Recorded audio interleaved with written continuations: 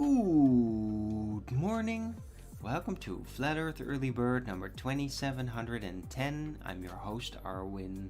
And before we start the show, please don't forget to share it on any platform you deem fit. And if you haven't already, follow me here on Rumble and be here when I'm going live, which is normally 2 p.m. Amsterdam time every day. And please also do support me through the gift card, PayPal, Patreon, Gifts and Go. Links are on the description box below, or send me super chat over at the Rumble live chat when the show is live, or subscribe to my channel. Support me that way. Any support would be greatly appreciated. I can really use it. So please support your local Arwin. That would be great. Alright. Yeah. Weather today, I mean, the last time I looked, it was actually sunny and relatively clear blue sky and with a couple of clouds, and now it's completely clouded. I'm just looking at it and realizing now, like, wait, what? Like an hour ago, it wasn't looking like this at all. This is just completely clouded. Don't know where that came from.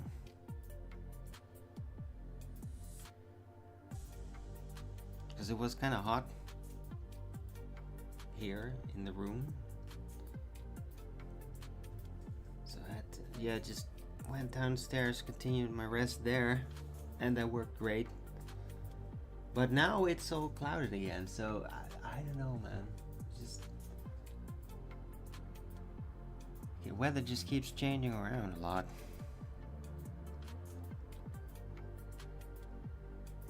Right. So yeah, no sun coming through that, and it is kind of hot. Or, well, it was.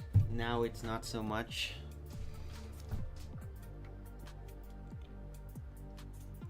Right.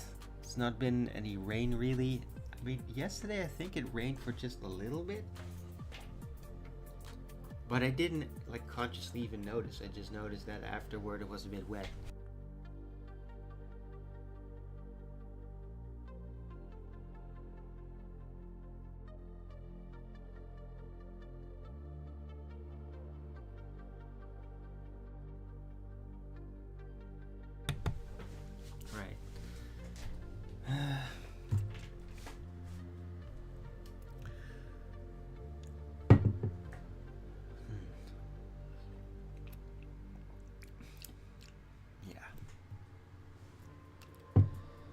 I'm really used to the coffee now. For who cares? I mean, I care. Because it's my coffee. I want to drink it every day. And when it suddenly changes unexpectedly, like, yeah, that's... I don't know. It just takes some getting used to, but I think I'm used to it now, and it's okay. Now that I'm used to it, it feels like it's 80% the same. Might even be a little better, like what it does physically.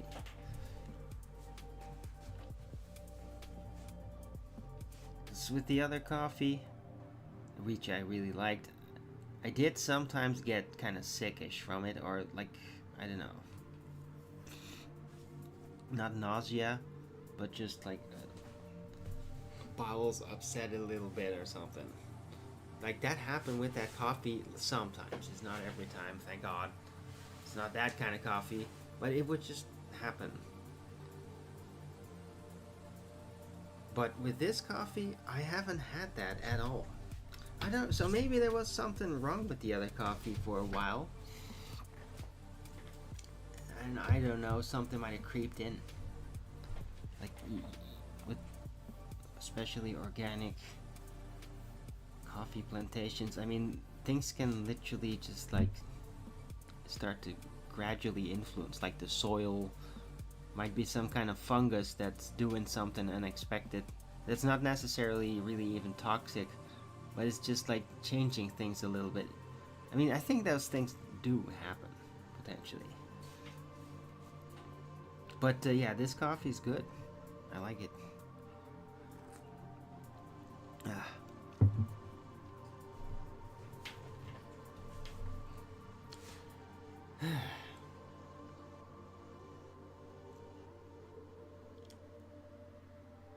Yeah, my Friday was pretty good.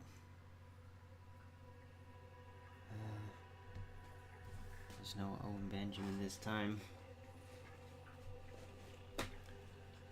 But I mean, there was plenty entertainment.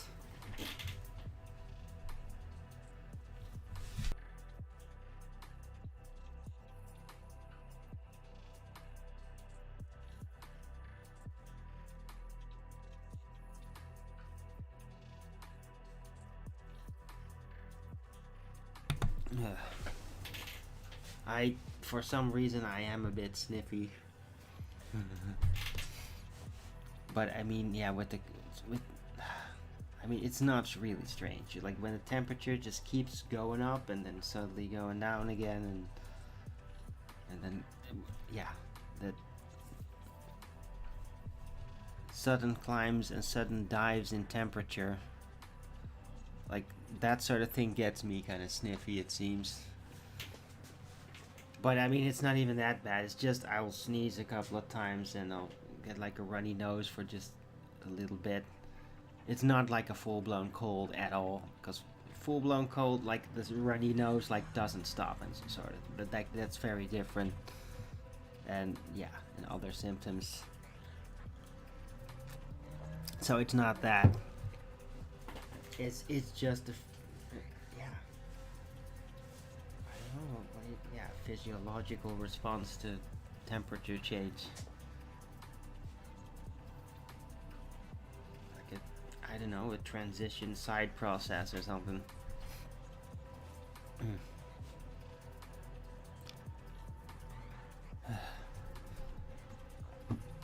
Weather transition, by the way.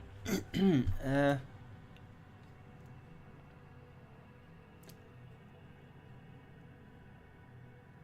it is Saturday, the 1st of August 2026. Yep. Say goodbye to July.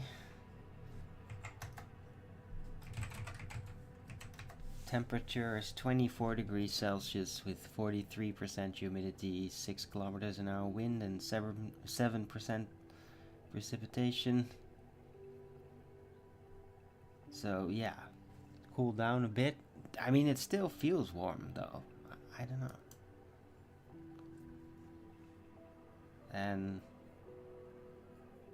it's gonna heat back up on Monday. And then go back down again on Tuesday. But Monday now 32 degrees.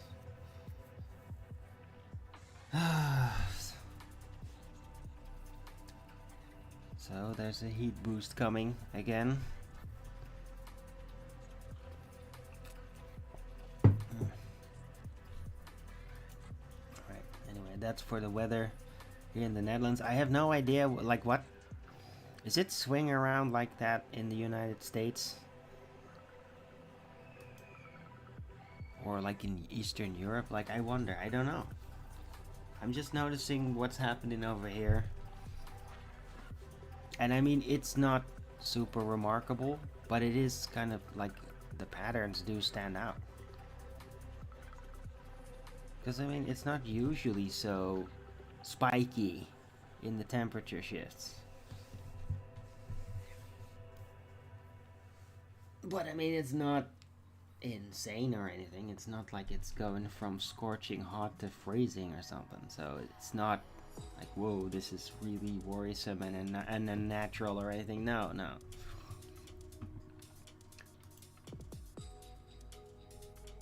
It's just kind of spiky with the temperature. Anyway, let's take a look around. I have a couple of clips, but yeah, not too many.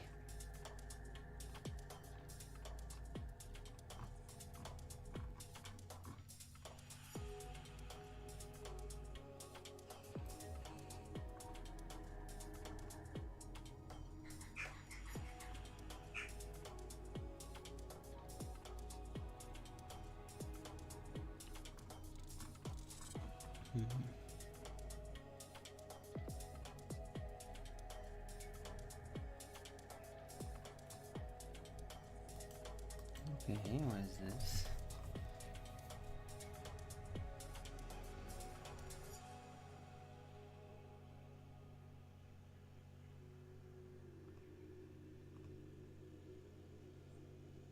Huh. This is interesting. It's an article here about basically Rand Paul is going after Bill Gates, digging up that he's been given like security clearances, even though he's not part of the government in the past, like basically been part of special projects, I guess. And it's all very shady.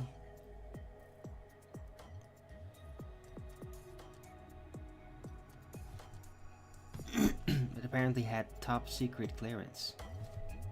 Just Bill Gates had top secret clearance with the government, even though he's not elected. Does that make Bill Gates like a CIA project then?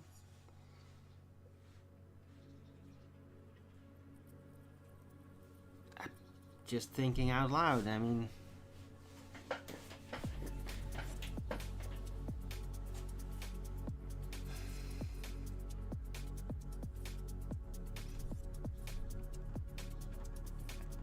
But I mean, that's kind of shocking. I mean, I suspected he was like very up close. Didn't know like he personally had top secret clearance. Like that is scary.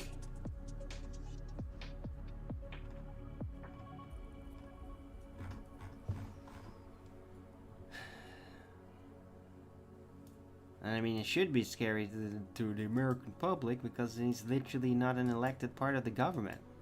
But he had top secret clearance. Like, what the fuck? What the hell is that? Right?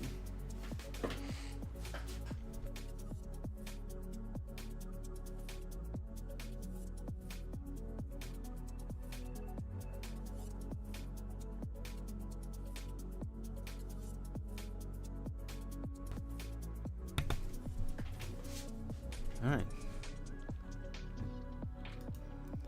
I mean, that's kind of freaky, but not really headline worthy for me for the show. But unless like more freaky stuff about it like starts popping up, and then I might put it in the title if it's gonna become like a real expose item. But I mean, Bill Gates has got a lot of things on his ass right now, including like legal procedures in the Netherlands and all that. So I think the guy has done so much freaky shit and criminal and dark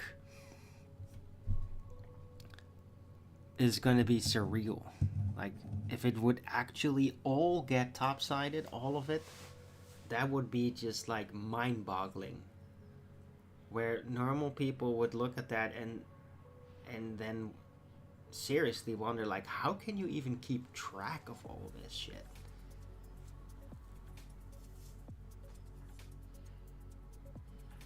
And the right answer to that would be they just don't give a shit. They're just doing it. They're just like, nope, do as much as possible, and then it'll take a long time for them to even catch up on it. And it's part of their strategy. It's really dark, it's really destructive and chaotic, and it's on purpose.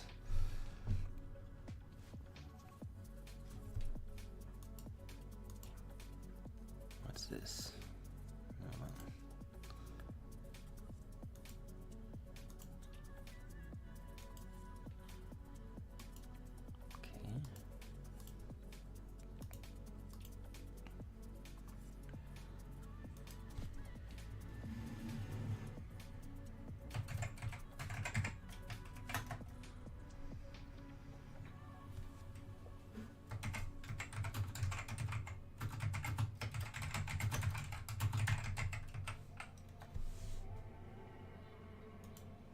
Okay.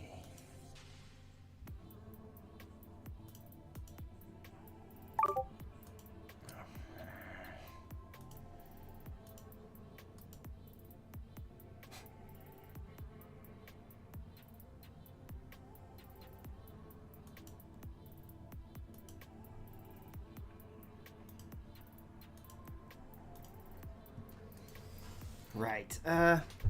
Right. So yeah, that was the first item I bumped into. But I mean, it's pretty freaky. Bill Gates had top secret clearance. In a way, I kind of, yeah, I think I'm gonna put it in the title after all. I mean, I usually do not like putting his, or really any literal name in there.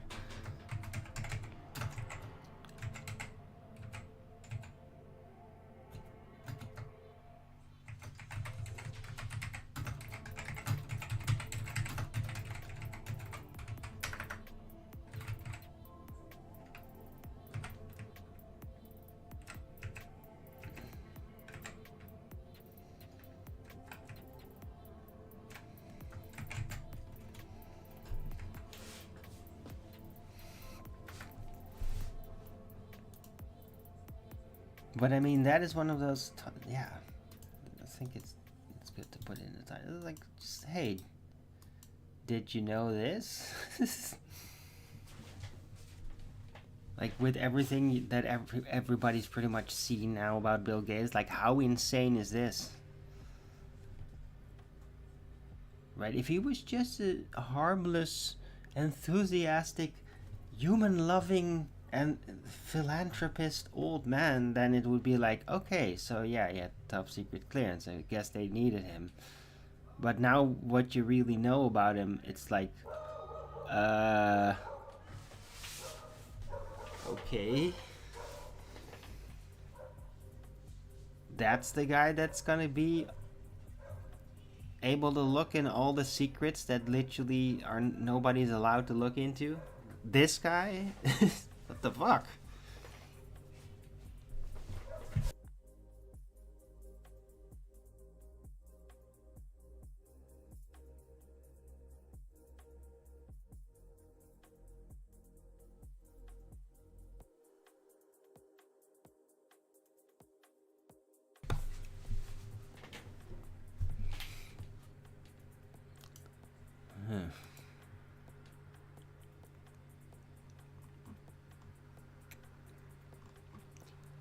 Right.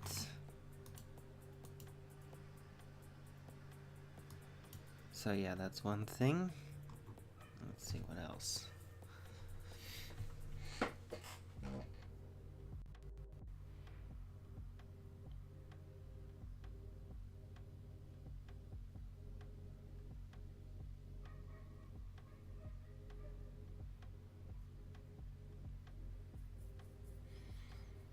Yeah, I could mention a little bit. InfoWars, there's like a whole hassle going on.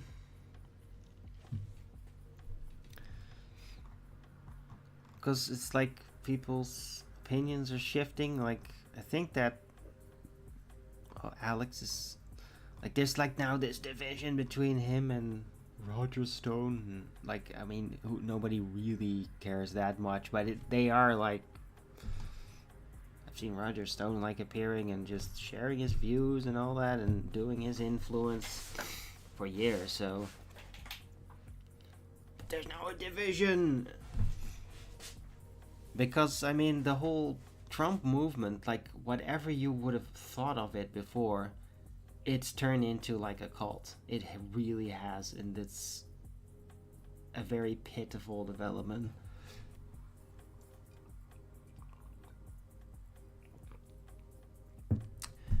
I'm just gonna jokingly say there's nothing actually really serious to it, but I mean, the way that whole political direction is operating now, I mean, it's not incorrect to state that Trump is now literally Hitler.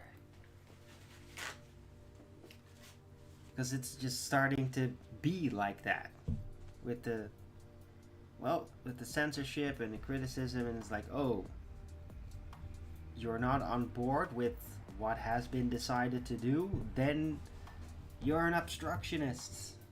That kind of thing. I mean, that is, in my view, that's kind of Hitlerian.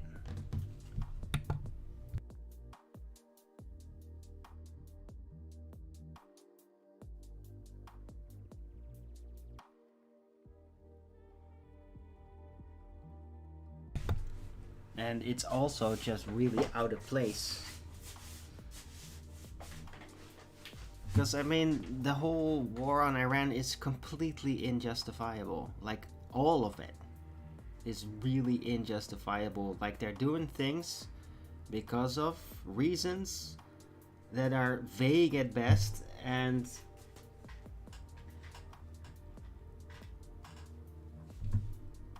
what do you call that?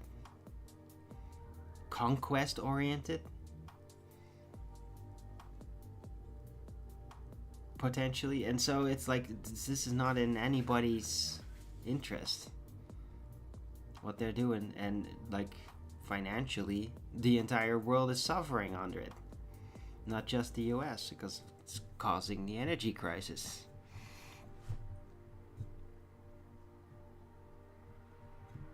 But then if you question the objective of, no, we have to defeat Iran, then you're an obstructionist. I mean, it just sounds very Stalingrad, doesn't it? It just feels like it's the Stalingrad situation. Like, yeah, but it's absolutely no win. You're not even gonna send in the troops, giving them coats or anything. It's like very unlikely. Like, it was already unlikely that they were gonna be able to get there alive, let alone win. But you have to do it, and then it's like a guaranteed loss. I mean, did anybody, like, on the Nazi German side at the end of World War II that had any oversight over what was actually happening have an idea that they could win? Really?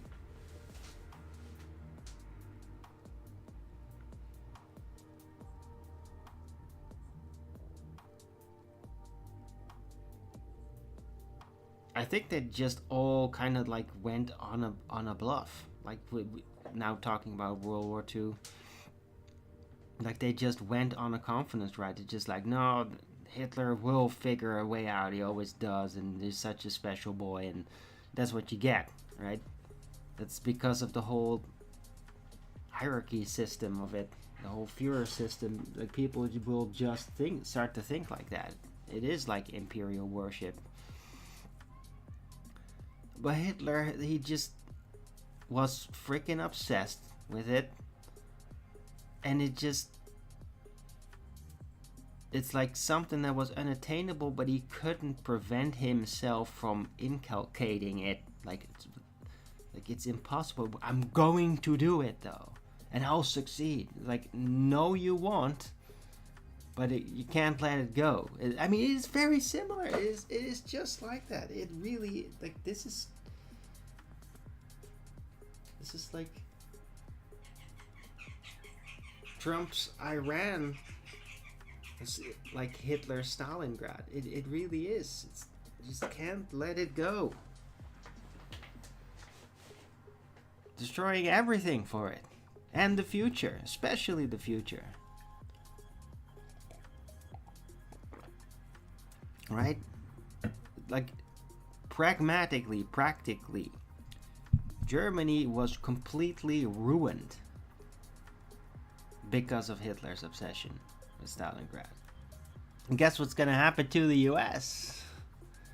Because of Trump's obsession over Iran. You think it's going to fare well for the US? I don't think anybody in the US really think that this is going to end well, though. And how could it?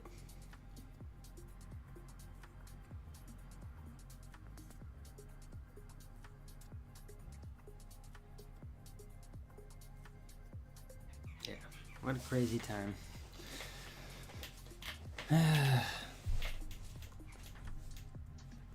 And I mean, seriously, like, it's not working. It's really not working. It's not like, oh my god, Iran is just upholding face and they're just like, you can't break us while they are breaking. Like, no, they're basically, yeah, some of their people might be getting killed.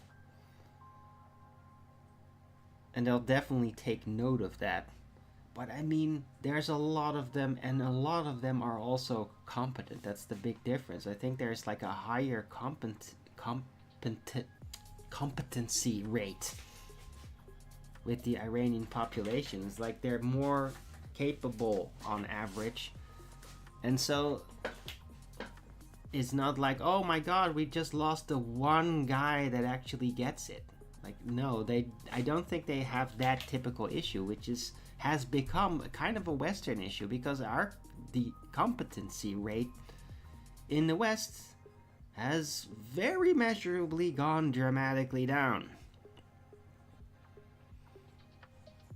It's like a plague of people that are just suddenly like, I just want to reenact being a baby or whatever, and just like, yeah, that person is just completely incapable. Like, and there's a lot of it here, and so there's just a few people that are really competent and trained and hold some kind of critical function. If they then just drop out, well, it could just like completely crash, because there's literally nobody to replace them. Like, that can be very devastating in Western societies right now. But in Iran, it's different. They have a lot of very well trained, capable people, and they've like strategized it out. It's like, I mean, they won't like having people killed one by one from their side, picked off or whatever, but they are just ready to replace whoever's lost and still be just as effective. Like, they've really strategized it. They inculcated the losses of a conflict like this. They inculcated it.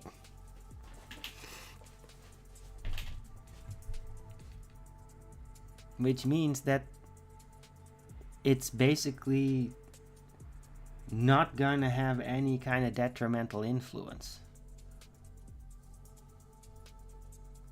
like, on the actual functioning of Iran defensively.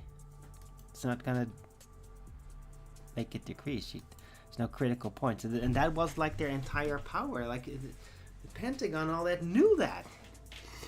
Right? That's what made, like, oh, we assassinated the Ayatollah. That's what made that so asinine. Because it's like, oh, you're the supreme leader. And Pope, by the way, for that reason alone, was crazy that he did that. But also, it's like, yeah, but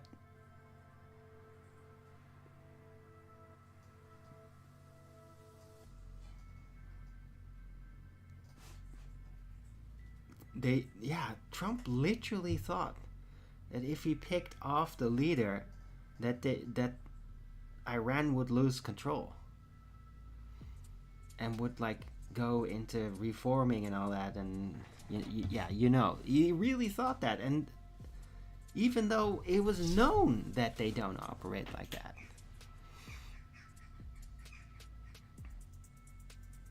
It's just crazy. Hey.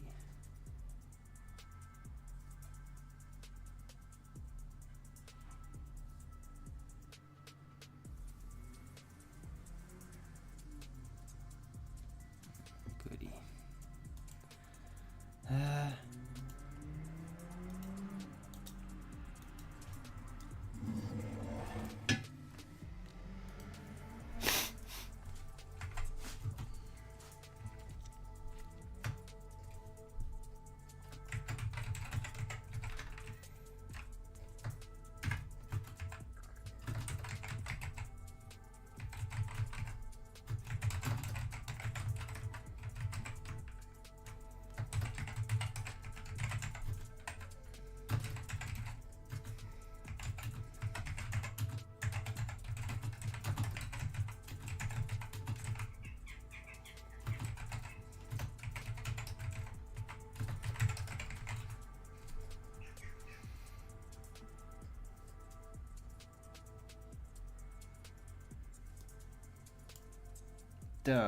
Dude.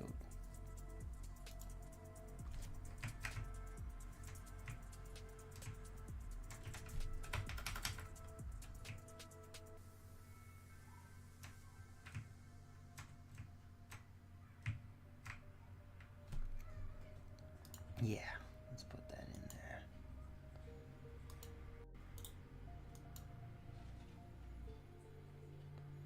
Average competency and functional replacement rate is much higher in Iran than in Western nations.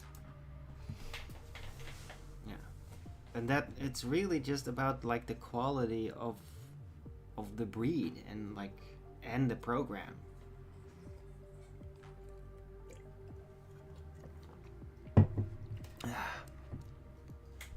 Because I mean, also because the Iranians have like they have like the liberal mind spirit, the old one, like actual old liberals from like the 80s or whatever, that were just like, oh, we just don't want to hurt these people, or like, oh, they're just mentally ill, you just gotta, yeah, they're just more sensible about all kinds of things. And they did not allow their liberals to basically go insane and go full-blown communist and Marxist and all that. Like, they didn't allow them to do that culturally, because they're actually conservative in Iran.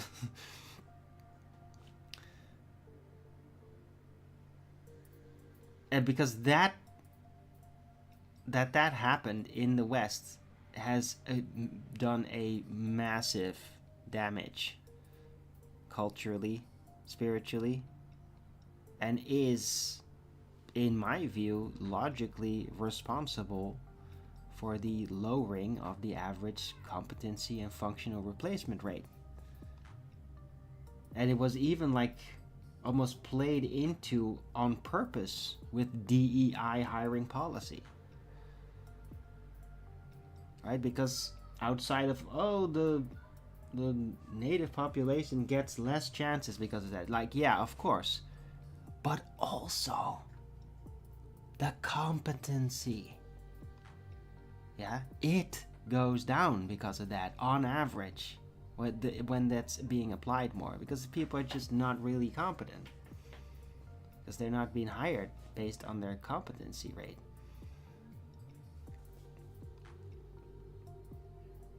So that also plays into it.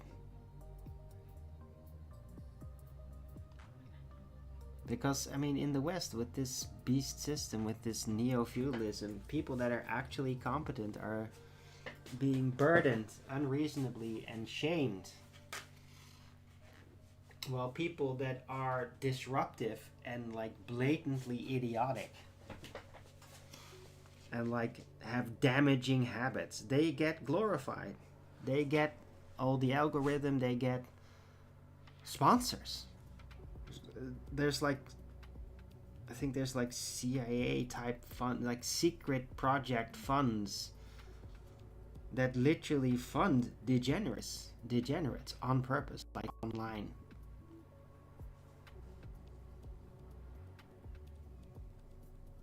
They've created a payment system for it, I think.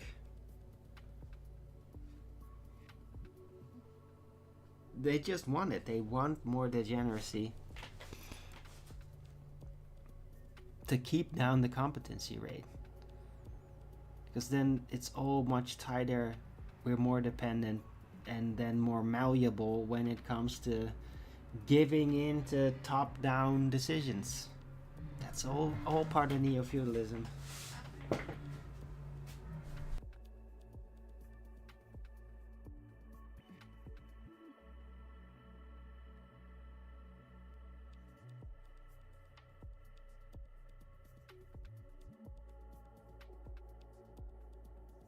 Ugh.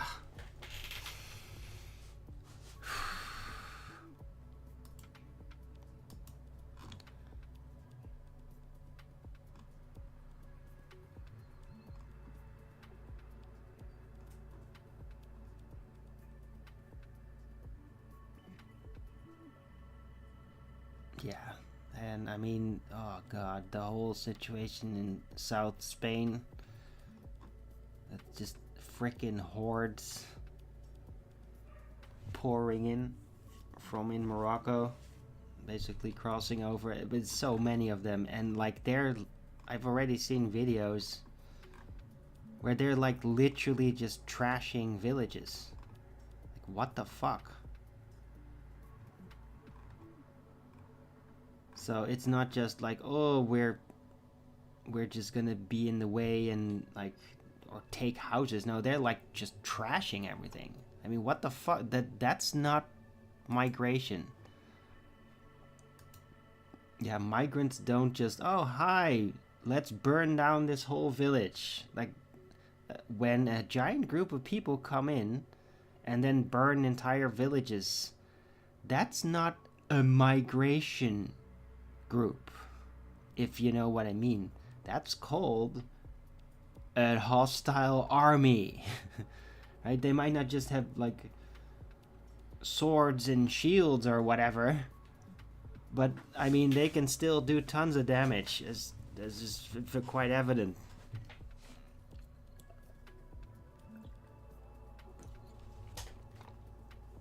Besides, it's not like they're facing armed resistance. Like Europe, Spain too, they're all disarmed and nobody like has weapons with them.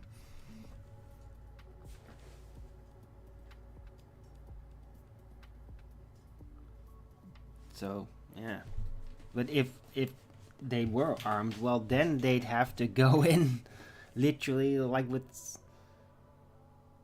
armed and all that, and then it would just be an armed invasion. It would look like that, but now they're just taking cover under, oh, it's migration, but I mean the result is the same: killing people, burning houses.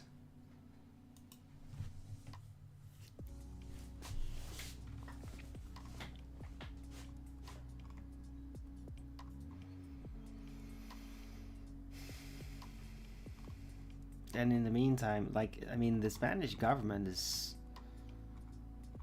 quite treasonous about it. And I mean, if I was like the actual Spanish people, I would like tap into the fire of my ancestors and frickin' lynch that fucking government. Like, lynch them. And call the military to basically, call them in. Like, okay, now you are going to do what literally is in your job description, and that is stop this invading force here.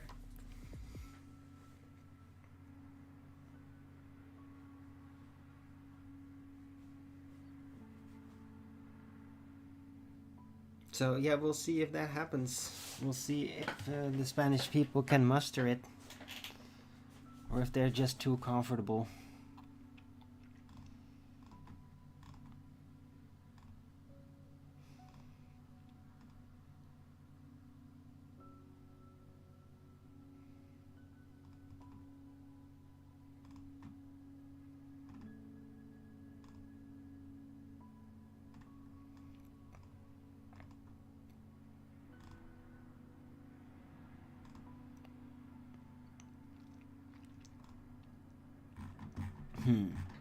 Yeah, I'm not seeing any new, really noteworthy new items other than what I've already been sharing.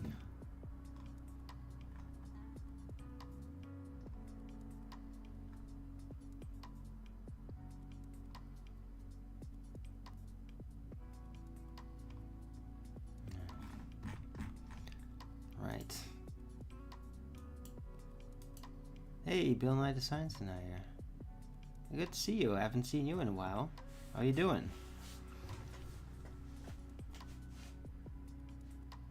All of Western society is being invaded. I mean, yeah, they certainly try.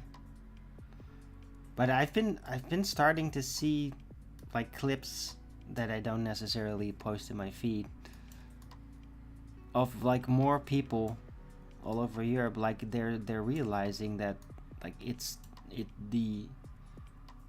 the invaders aren't even in a direct sense the problem. It's the government. The government is like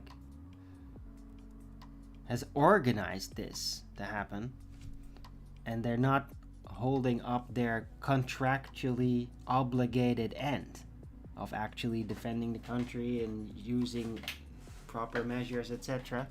And so they are the most overt cause. Like, people need to revolt. Revolt, lynch, pitchforks, torches. The whole thing. Literally.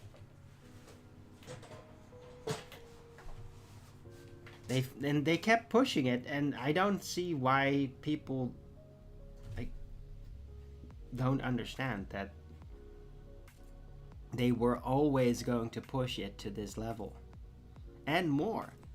If you just let it go, if you just spiritually give into it and just let it happen, it'll get even worse. And even they will be like having think tanks sessions for the rest of the time on just how to make it more psychologically strenuous for everybody. Like, they will literally do that, make it even worse, because once that cap is off and there is no more flashpoint where everybody literally starts lynching them, like everybody goes out on the street and like, yes, let's go and get him now. Like, that never happens? Okay, well then there is no limit to the amount of suffering and psychological punishment that they will inflict on us.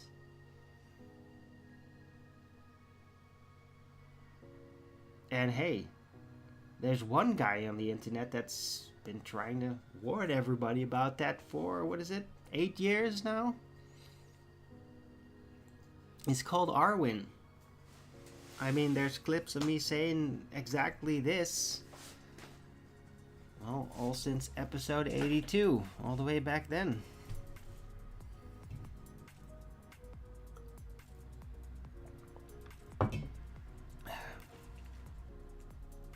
Yeah, there is no limit to evil.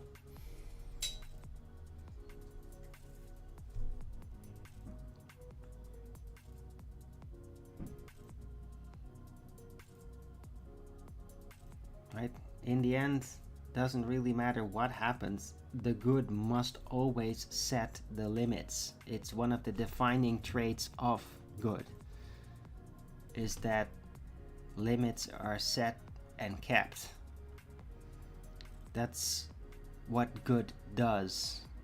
That's what the intuition of the good is programmed to do. Borders, limits, behavioral standards, all these things. Social order, social stability.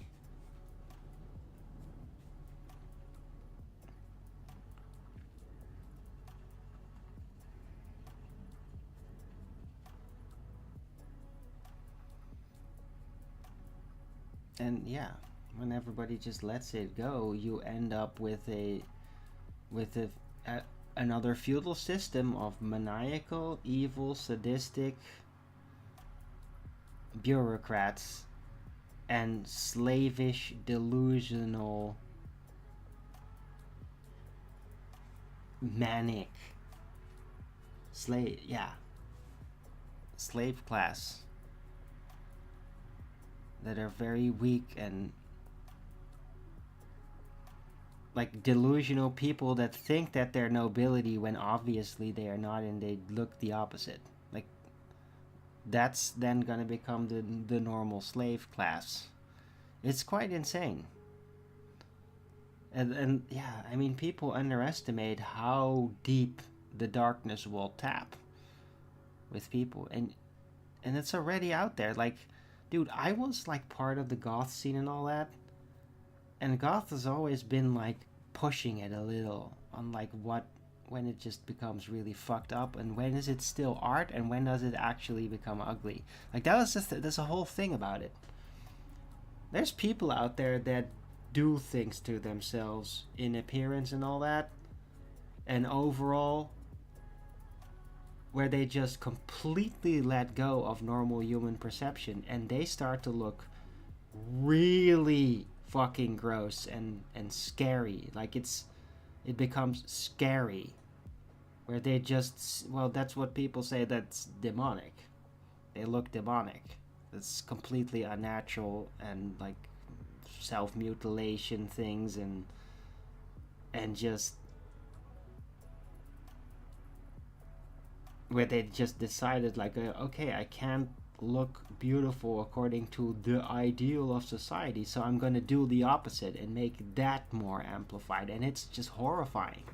It's horrifying that people do this, and it gets worse and worse. Because when you then find other horrifying looking people like you, then you step it up. You keep stepping it up, make it worse, stand out more, and just it turns into just this monster.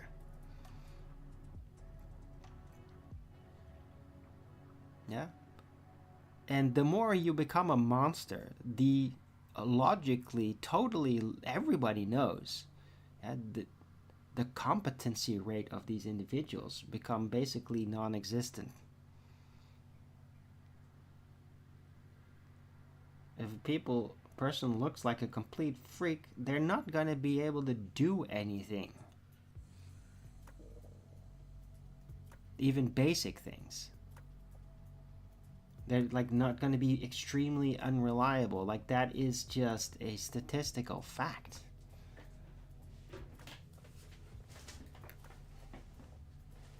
Iran doesn't allow people to keep doing that. Because allowing people to just get worse and worse and worse, like self-mutilating and just ugliness, that is literally mentally ill. And to just say it, that's mentally ill. Like, yeah, a lot of people say that, but they don't realize is that mental illness that's actually real and goes untreated tends to become worse.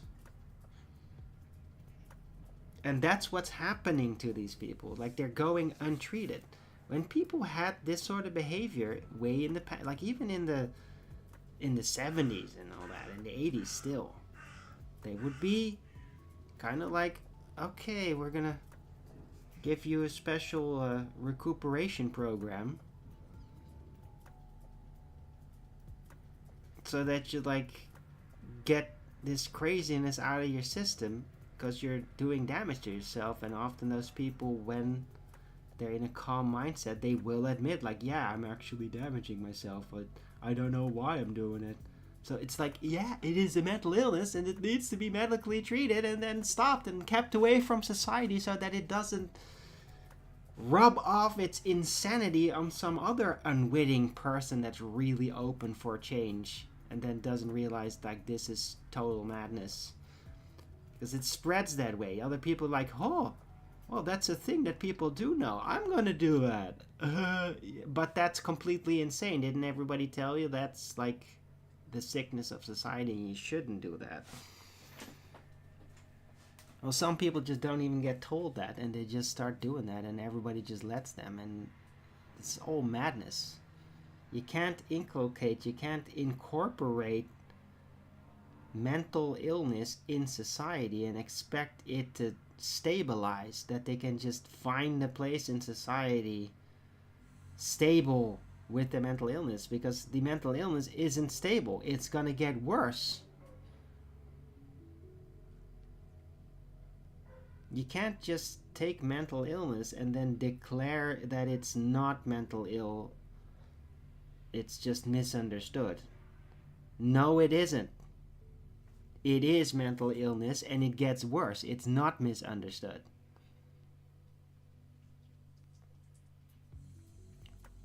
It just needs to be treated and need to be kept away from media. Like, that's one of the things that an algorithm, right, should actually be doing, is like keeping that kind of crap away. Guys, if the internet had existed in the 80s and 90s the way it does now, with the policies from them, that's exactly what the algorithm would do. It would keep that shit away from any algorithm feed, unless you specifically looking for crazy people or whatever, right? And then there would be tons and tons and tons of it, because they'll still all be posting their crap. except the algorithm would just kind of like keep it closed off from the attention of the rest of the world so that they wouldn't be infected by it, right? That's what an algorithm could actually do. Yeah, I know it doesn't do that kind of thing now. It does the opposite. It's like, it just seduces you every time. Oh, you give in to it. It's kind of sick, but you're like curious. Like, oh, here you go. More. Get used to it. It's now actually an insanity spreading algorithm. Basically, that's how it works now. It's really fucked up. Algorithm could actually be used the right way. If you just change the way that it divides information, like how its policy just needs to be changed, and it can actually help stop the spread of the insanity a bit.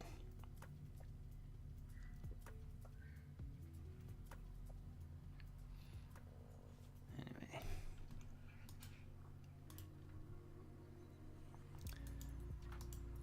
Right, man. I wish I had more coffee. It did taste really good.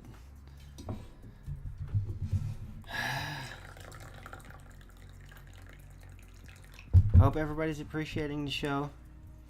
Don't forget to Rogan's it up if you do.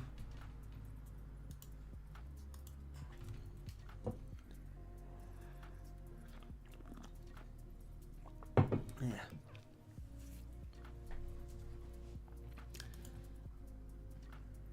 Alright. Add a couple of clips.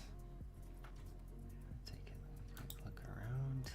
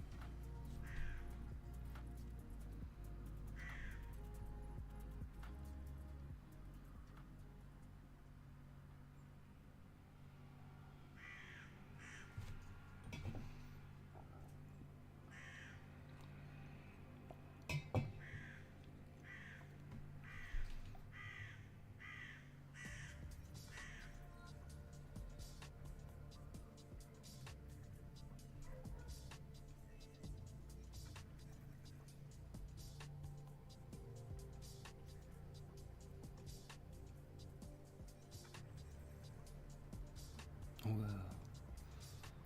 Intense.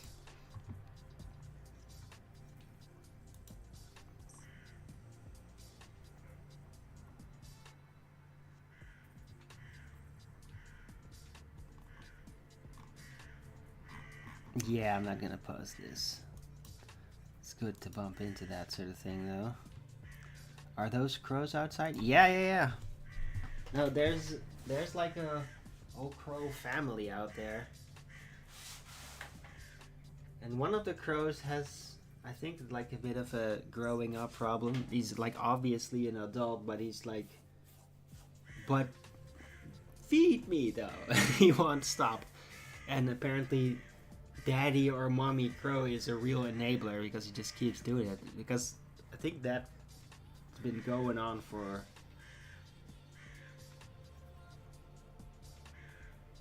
must be like 2 or 3 years already.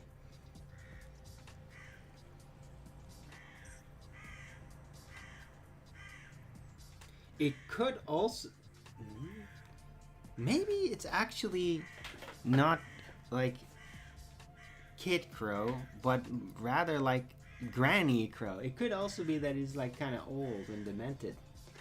It's just like I'm the baby again, and I don't know. Maybe the kids are actually helping out. Like, yeah, that's old dad or whatever. I don't know exactly what it is, but that rah, rah, rah, that is literally that crow begging. It's like feed me, like he's chick. You can befriend them. They bring gifts. I mean, if there's gifts around, and they do like shiny things, yes. But I mean, these crows, like, we have a deal here. Like, I put out water and sometimes a bit of bread and other stuff, and I will get like a whole bag of like seeds and all that. That I'm not gonna eat this, even though it is healthy, that I just like can give them. It's like, oh yeah, I'll take that. Give them. It's great.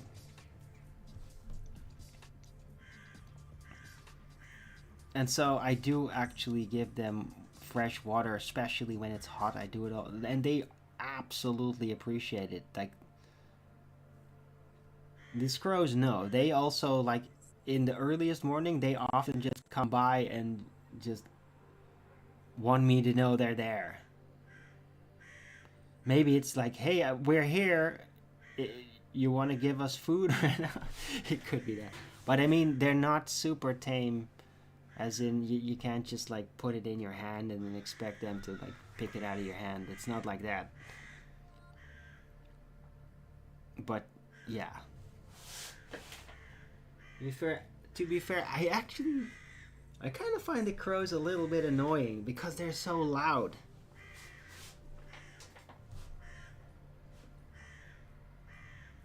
Or at least the supposed baby crow is loud. It's just wah, wah, wah.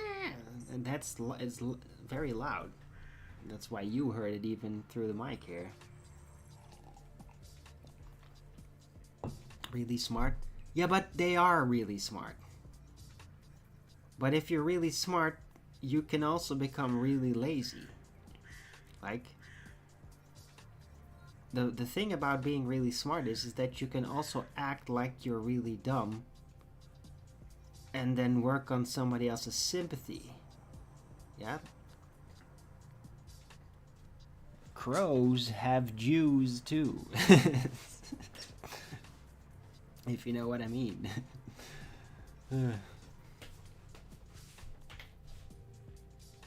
They can basically just become lazy and like kind of LARP that they're like, oh, I need help. Oh. But it's also just because there is plenty of food around everywhere. Like, the overall land is rich. There's like bugs and snails and all that stuff everywhere around. So they're never short on food. So then it becomes luxury behavior.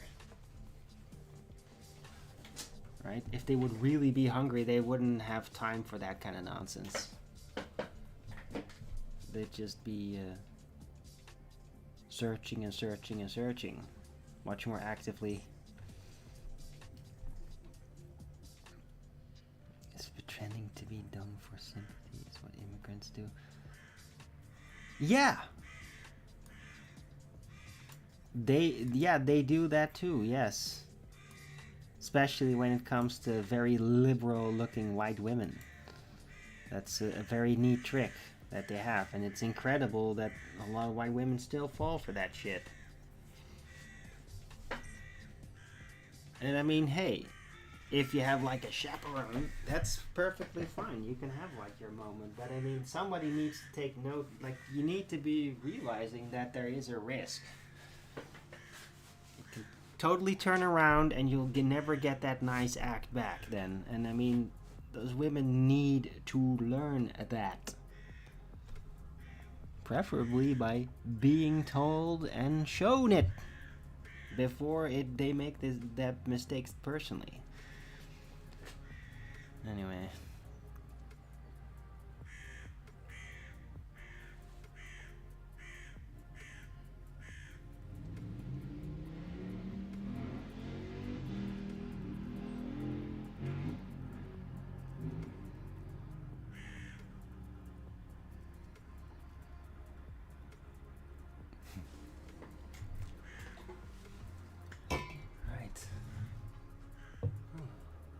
There's a couple of blue spots there in the sky. It does look like the sky up there above the clouds is really clear, so no trails. There were some trails yesterday evening.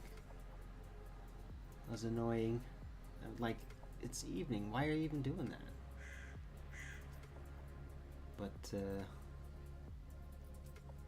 I'm always very relieved to see that it does clean up, that it does clear up.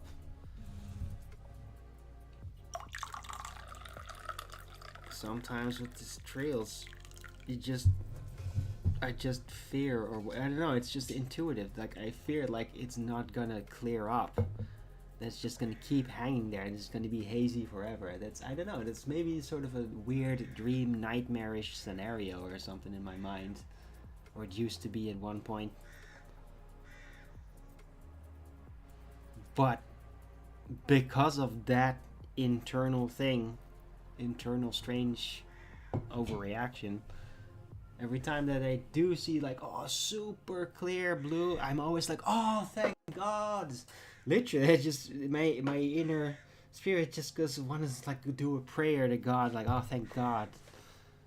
Like that, whatever crazy people and their government plans and all that, whatever they're doing, supposed geoengineering, that the system that was designed by God, that is this realm, has inculcated all of these things and does clear it up. Like, it has its automated cleaning system.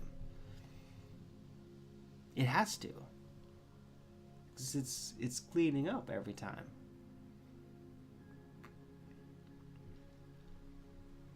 Like, however, I'm not even understanding how it works. I'm just going by the assumption this is all a big design system, and it's designed to be self-sustaining. All of it. Self-repairing, self-cleaning, self-sustaining.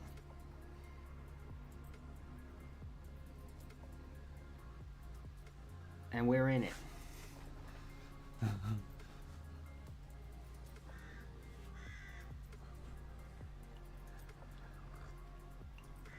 So I was very happy to see that the sky can still be clear blue.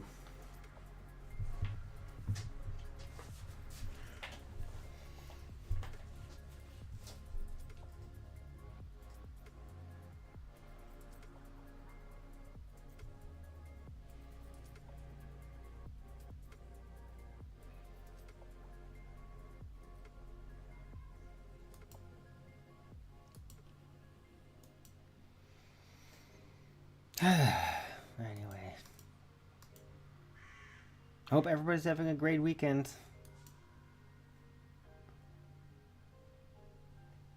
And is enjoying my show. I've been in here for an hour.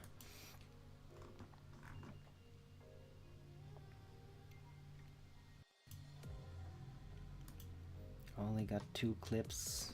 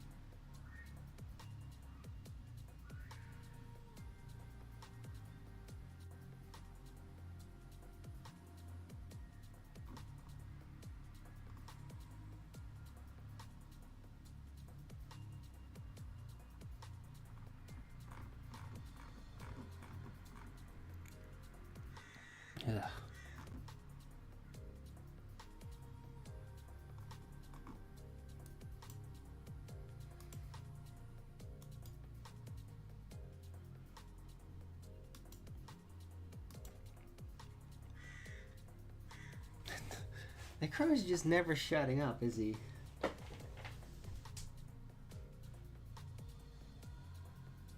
This is so noisy. Alright, anyway, let's play that clip here. This is pretty amazing. This is like some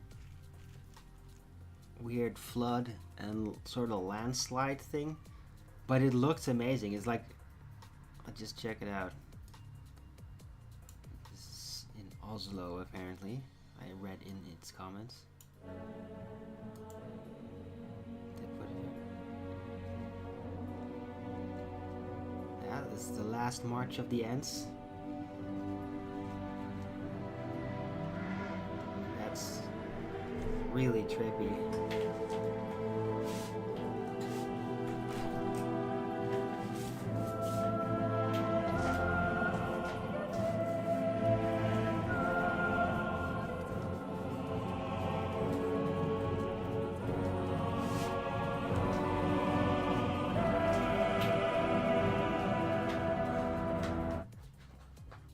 And then that's just so trippy.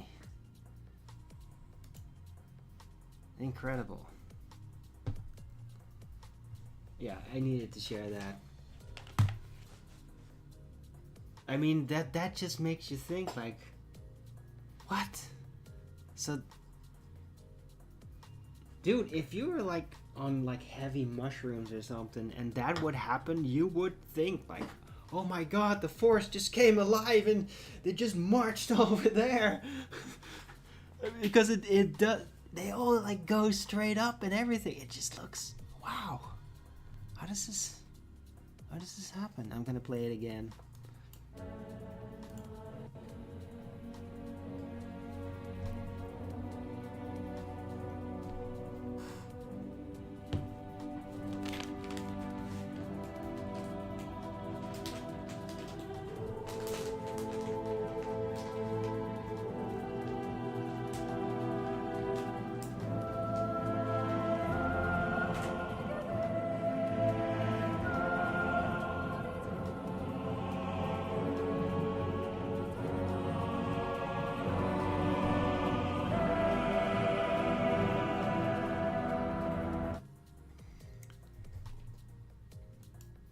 And by the way, also, what a great music the original Lord of the Rings movies had.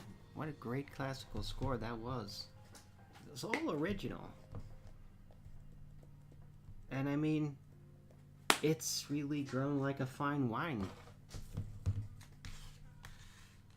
It really has. Like, they're over 20 years old, guys, those movies. And it's like, whoa. I remember watching them. I remember watching the Lord of the Rings movies in theater with my mom.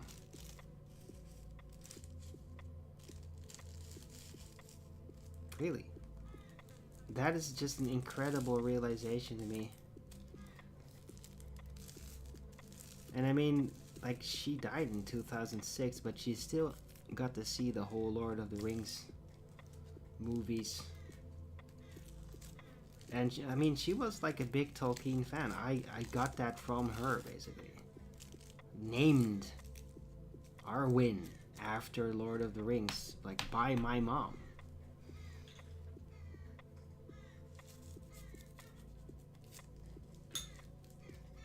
Like, my dad, like, also is like, oh yeah, Lord of the Rings, that's cool. But he's not like a super fan of it or anything. But I mean, he knows that it's special and all that. But my mom was like, not like a super nerd fan, but it's like really revered. Like, because she was just like fascinated with the elves in it. And that's also because in it there's like this whole elven music thing, and she was like really interested in that. God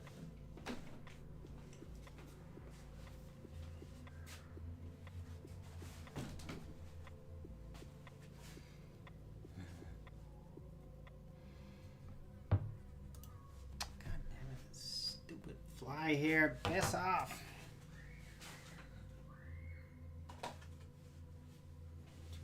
watch that.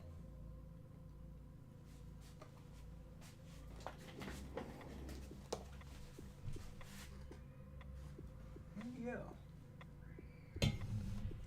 Like, these stupid flies, they know. They just know. They know when you're like, hey, I'm gonna get you, and then suddenly they just disappear. I think flies can actually, like, read your intentions.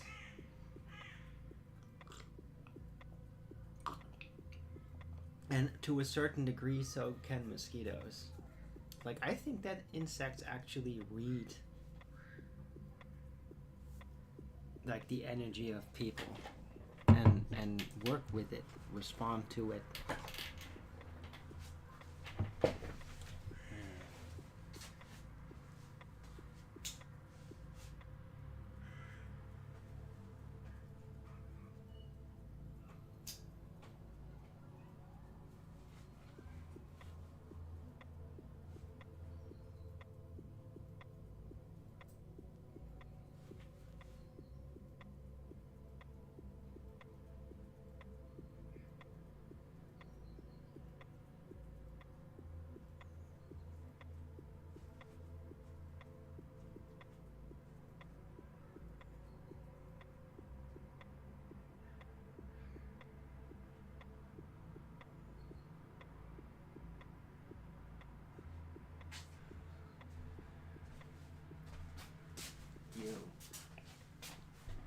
I got another one. What was that about? Oh yeah, this is really freaky. It was just like kind of a pretty cool clip because of, yeah, it starts like, oh, this is outrageous, they're destroying old books to scan for AI, but then it's like, yeah, but nobody actually even reads these books. But now you can, like the AI does, and then you can like get the summaries of it. And this guy basically just shows a couple of editions that it's amazing. People so always ask, big why screen are you against AI? Books being destroyed to scan for AI. Project Panama, chopping all the books to input them into AI to lead us to idiocracy. Let's go through some books. So the first books are on how viruses are fake. Yes, you've been lied to. Farewell to Virology by Dr. Mark Bailey. Can You Catch a Cold by Daniel Reuters. The Contagion Myth, because everything's fake. And What Really Makes You Ill by Dawn Lester, so that you know that you're not catching viruses. Next we move to vaccines, which is a hot topic, poisoning the people since 1626, if you didn't know. Peanut Allergy Epidemic by Heather Frasner. Murder by Injection by Eustace Mullins, keyword murder. The Poison Needle by Eleanor McBean, and that's vaccines. Then we go into electricity and wireless toxicity. Yes, the doctors won't tell you this because they don't learn it. The Invisible Rainbow by Arthur Fistenberg. The Zapping of America by Paul Brodeur. And Dirty Electricity by Sam Milham. Linked to leukemia. Then we got a couple real ones on health, things you don't learn. So Cancer by Ty Bollinger. World Without Cancer by G. Edward Griffin. Not by Bread Alone, that's a carnivore book they don't want to teach you. Dr. Pottinger's Cats, How Your Cats Can Be Healthy. And The Recipe for Living with Disease, a Janus. Then some books on the Federal Reserve, which has been screwing us since 1913. You can look into Eustace Mullins, you can look into Charles Lindbergh, or you can look into the history of central banking and why all these people were taken out. It's got even better. And how about the old World War II? Nukes are fake? That's a great one. Here's a great one too. You can look into that documentary and the Lucha Report. That debunked everything. And there's actually a book about nukes being fake. How awesome is that? The Curse of Cannon by Eustace Mullins. And then what about free energy? We've had that for a long time. Law Science by Jerry Fascitelos. Henry Stevens, All the World War II Suppressed Technologies. Then you got Tesla and The Secrets of the Power of the Pyramids. That gets interesting, huh? So on that note, just stop using AI and read more books, otherwise we're going to be in idiocracy. I don't want to be there. Right, but he's right though.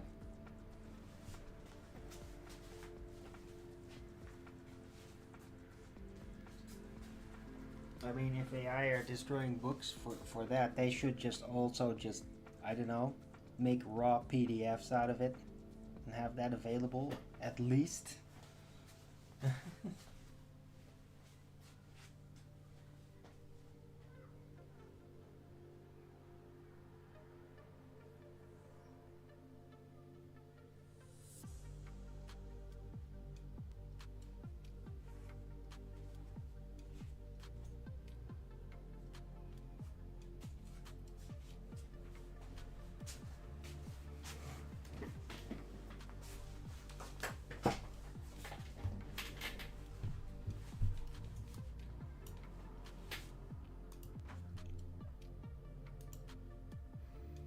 Right.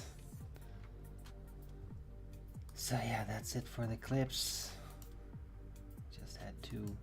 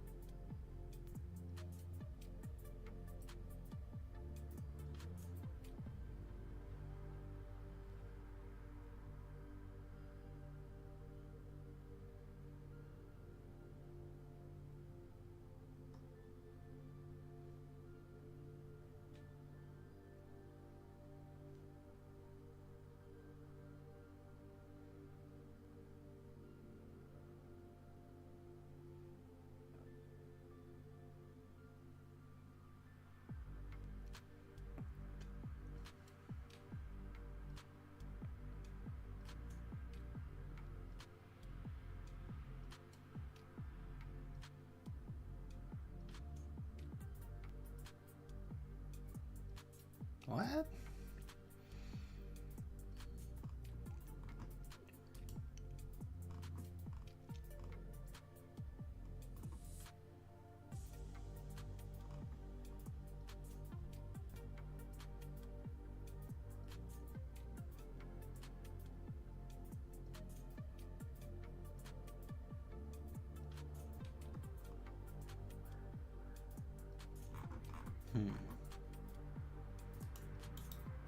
This is kind of interesting.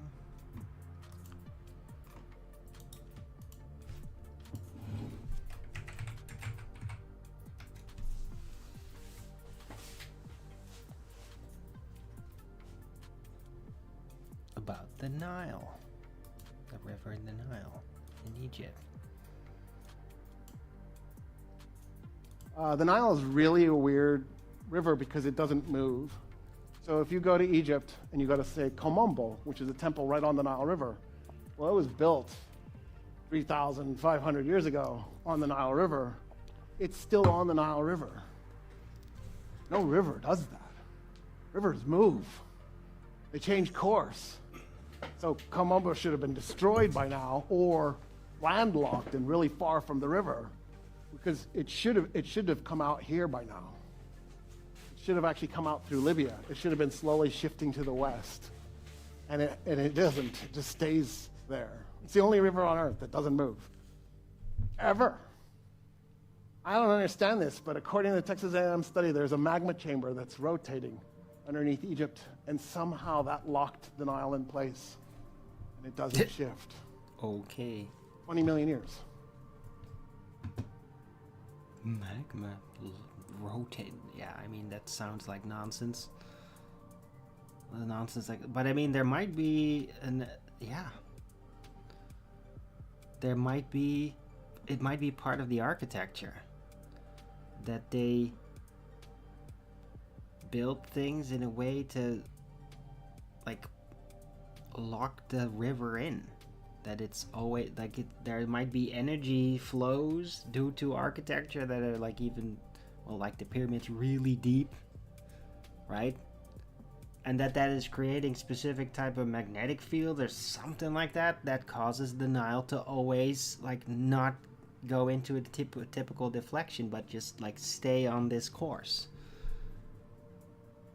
It's being guided by some magnetic forces that just kind of force it to go into that pure northern direction. Like it could be that. And that's just on the top of my head, right? Indirect, because I didn't know this. I didn't know that it like completely doesn't move.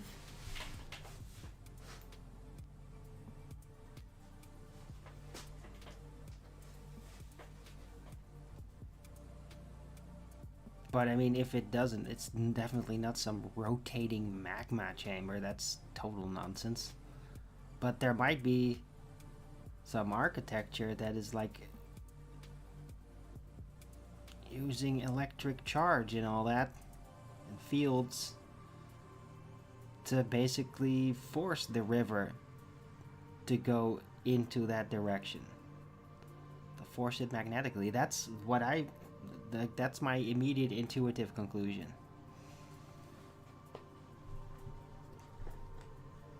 And especially knowing what we've figured out about the pyramids, what is underneath that roughly, and what it's probably designed to do, to electrical, like a grounding rod and charging rod, some kind.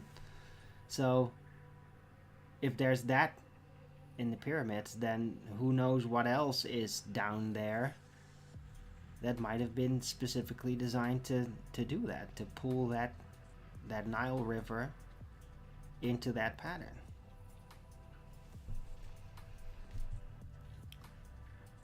It's probably designed to do that, to capture the Nile River. It's just interesting. Anyway,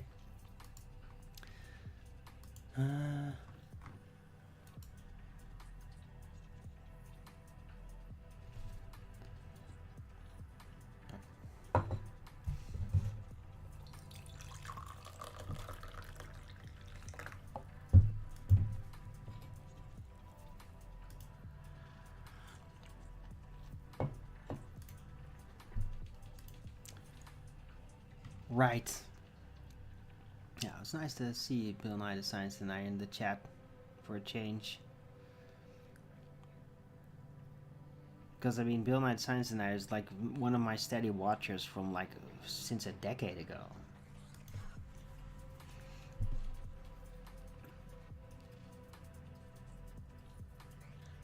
Right. So yeah, I'm gonna round out the show. Hope you all liked it. Thanks everyone for coming. Hope you liked the show. If you did, then please don't forget to Rogan's it up. And if you haven't already, follow me on Rumble and Beer when I'm going live, which is normally 2 p.m. Amsterdam time every day.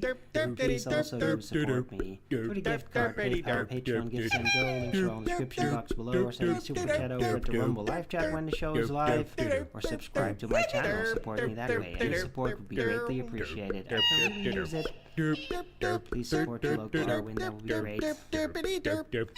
Right, I'll be back tomorrow with Flat Earth Early Bird number 2711 on a Sunday. Hope to see you all then. Everybody have a great rest of this Saturday. Have a great weekend. And until the next video,